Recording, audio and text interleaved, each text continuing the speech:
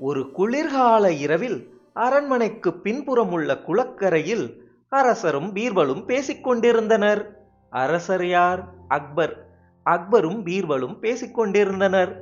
அக்பர் பீர்பலை பார்த்து, பீர்பல், குளக்கரையே இப்படி குளிர்கின்றதே, இந்த இரவு முழுவதும் ஒருவன் இந்த குளத்துக்குள் நிற்க முடியுமா என்று கேட்டார்.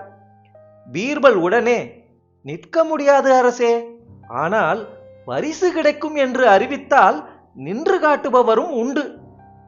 அக்பர் அதற்கு, அப்படியா? அப்படி என்றால் நான் பரிசு கொடுக்கிறேன், இதை நிரூபித்து காட்ட முடியுமா? பீர்பல் உடனே, சரி, நாளை நிரூபிக்கிறேன் அரசே என்றார். மறுநாள் பீர்பல் தன் வீட்டிற்கு அருகில் குடியிருந்த ஒரு ஏழை விவசாயியை அழைத்தார். நான் காட்டுகின்ற குளத்தில் ஒரு இரவு முழுவதும் நின்றால் நான் உனக்கு அரசரிடம் இருந்து நல்ல பரிசு வாங்கி தருகிறேன், நிற்பாயா என்று கேட்டார். விவசாயி அதற்கு, கட்டாயம் நிற்கிறேன் ஐயா என்றார். மறுநாளே இரவு அந்த ஏழை விவசாயி குளத்தினுள் இறங்கினார். அவரை கண்காணிக்க அரசர் அக்பர் 2 காவலர்களை நியமித்தார்.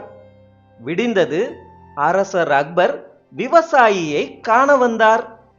அக்பர் விவசாயியை பார்த்து, நீ எப்படி இரவு முழுவதும் குளத்தில் நின்றாய்? விவசாயி அதற்கு, அரசே, அரண்மனை விளக்கின் வெளிச்சம் என் மேல் பட்டு கொண்டிருந்ததால் அதை பார்த்து கொண்டே நான் நின்று முடித்து விட்டேன் என்றார். அக்பருக்கு கோபம் வந்துவிட்டது. அப்படி என்றால் விளக்கின் சூட்டில் உனக்கு குளிர் தெரியவில்லை, எனவே நீ குளிரில் நின்றதாய் கணக்காகாது, ஆதலால் உனக்கு பரிசு கிடையாது, போ என்று சொல்லிவிட்டார். அந்த ஏழை விவசாயி வருத்தத்துடன் திரும்பி சென்றார். இதனை அறிந்த பீர்பல் அந்த ஏழை விவசாயிக்கு எப்படியேனும் பரிசு வாங்கி கொடுக்க வேண்டும் என்று முடிவு செய்தார். மறுநாள் மதியம் வெகு நேரமாகியும் அக்பருக்கு உணவு வரவில்லை. என்னதான் நடக்கிறது என்று பார்ப்பதற்காக சமையலறை சென்றார் அக்பர். அங்கே பாத்திரம் நெருப்பிலிருந்து 10 அடி உயரத்தில் கட்டி தொங்கவிடப்பட்டிருந்தது. இதனை பார்த்த அக்பர், என்ன முட்டாள்தனம் இது, பாத்திரத்தை இவ்வளவு அடி உயரத்தில் கட்டி வைத்து நெருப்பை கீழே மூட்டினால் எப்படி பாத்திரம் சூடேறும் என்றார்.